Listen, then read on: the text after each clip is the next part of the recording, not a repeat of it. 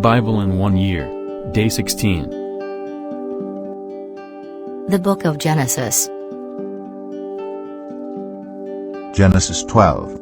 The Lord had said to Abram, "Go from your country, your people, and your father's household, to the land I will show you. I will make you into a great nation, and I will bless you. I will make your name great, and you will be a blessing. I will bless those who bless you, and whoever curses you I will curse. And all peoples on earth will be blessed through you." So Abram went, as the Lord had told him, and Lot went with him. Abram was 75 years old when he set out from Haran. He took his wife Sarai, his nephew Lot, all the possessions they had accumulated, and the people they had acquired in Haran, and they set out for the land of Canaan, and they arrived there. Abram traveled through the land as far as the site of the great tree of Moreh at Shechem. At that time the Canaanites were in the land. The Lord appeared to Abram and said, "To your offspring I will give this land." So he built an altar there to the Lord who had appeared to him. From there he went on toward the hills east of Bethel, and pitched his tent with Bethel on the west and Ai on the east. There he built an altar to the Lord, and called on the name of the Lord. Then Abram set out and continued toward the Negev. Now there was a famine in the land, and Abram went down to Egypt to live there for a while, because the famine was severe. As he was about to enter Egypt, he said to his wife Sarai, "I know what a beautiful woman you are. When the Egyptians see you, they will say, 'This is his wife.' Then they will kill me, but will let you live. Say you are my sister, so that I will be treated well for your sake, and my life will be spared because of you." When Abram came to Egypt, the Egyptians saw that Sarai was a very beautiful woman. And when Pharaoh's officials saw her, they praised her to Pharaoh, and she was taken into his palace. He treated Abram well for her sake, and Abram acquired sheep and cattle, male and female donkeys, male and female servants, and camels. But the Lord inflicted serious diseases on Pharaoh and his household because of Abram's wife Sarai. So Pharaoh summoned Abram. "What have you done to me?" he said. "Why didn't you tell me she was your wife? Why did you say, 'She is my sister,' so that I took her to be my wife? Now then, here is your wife. Take her and go." Then Pharaoh gave orders about Abram to his men, and they sent him on his way with his wife and everything he had. Genesis 13. So Abram went up from Egypt to the Negev with his wife and everything he had, and Lot went with him. Abram had become very wealthy in livestock and in silver and gold.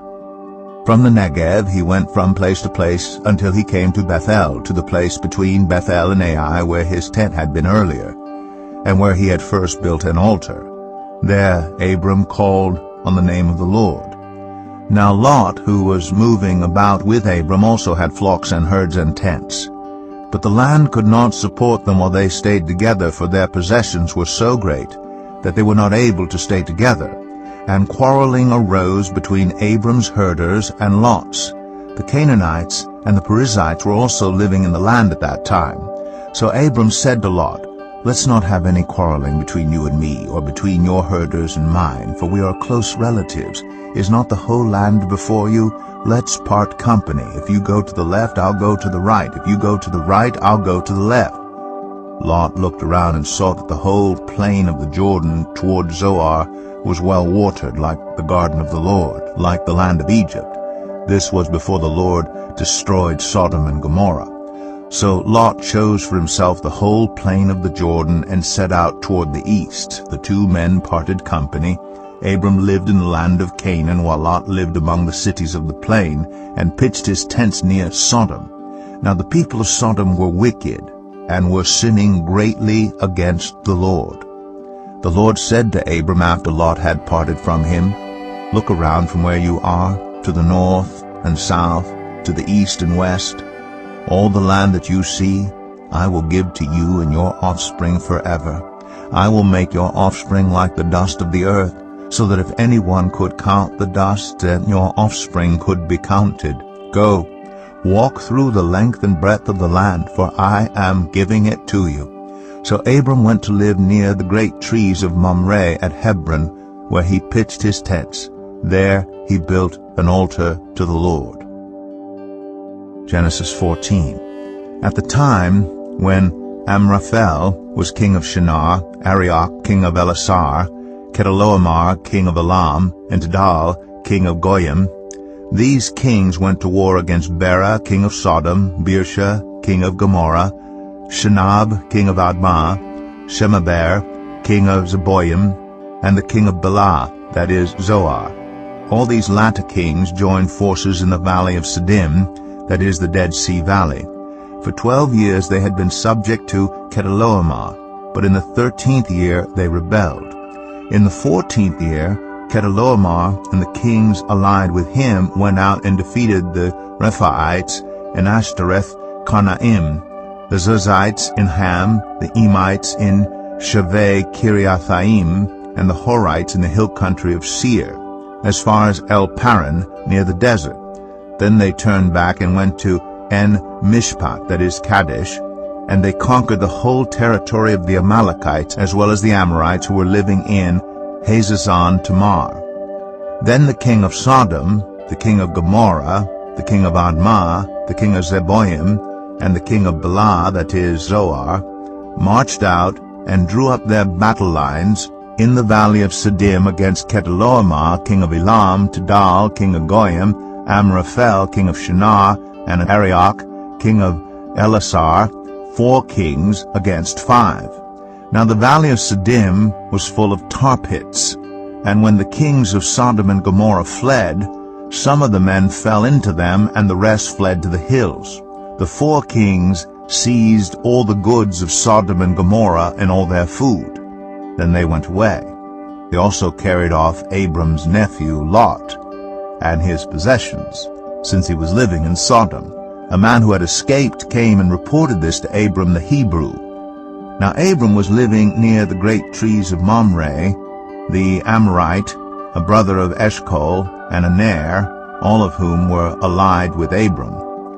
When Abram heard that his relative had been taken captive, he called out the 318 trained men born in his household and went in pursuit as far as Dan. During the night, Abram divided his men to attack them, and he routed them, pursuing them as far as Hobah, north of Damascus. He recovered all the goods and brought back his relative Lot and his possessions, together with the women and the other people. After Abram returned from defeating Chedorlaomer and the kings allied with him, the king of Sodom came out to meet him in the valley of Shaveh, that is, the king's valley. Then Melchizedek, king of Salem, brought out bread and wine. He was priest of God Most High, and he blessed Abram, saying, Blessed be Abram by God Most High, creator of heaven and earth, and praise be to God Most High, who delivered your enemies into your hand. Then Abram gave him 1/10 of everything. The king of Sodom said to Abram, Give me the people and keep the goods for yourself. But Abram said to the king of Sodom, with raised hand, I have sworn an oath to the Lord, God Most High, creator of heaven and earth, that I will accept nothing belonging to you, not even a thread or the strap of a sandal, so that you will never be able to say, I made Abram rich. I will accept nothing but what my men have eaten, and the share that belongs to the men who went with me, to Aner, Eshcol, and Mamre. Let them have their share. Genesis 15. After this, the word of the Lord came to Abram in a vision. Do not be afraid, Abram. I am your shield, your very great reward. But Abram said, Sovereign Lord, what can you give me since I remain childless? And the one who will inherit my estate is Eliezer of Damascus.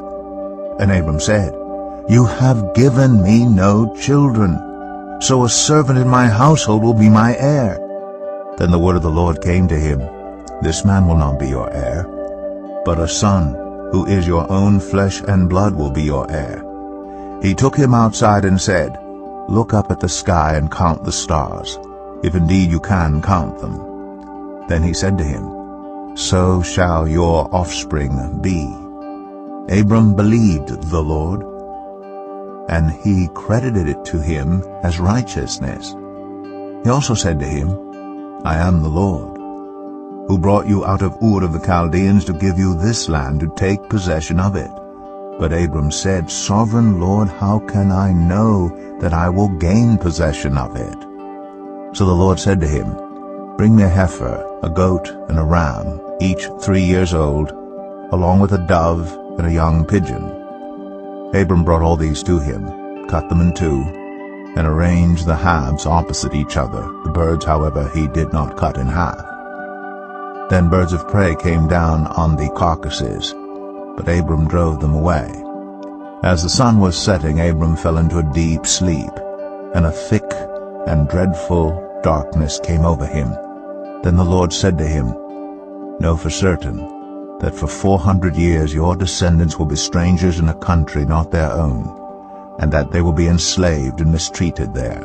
But I will punish the nation they serve as slaves, and afterward they will come out with great possessions.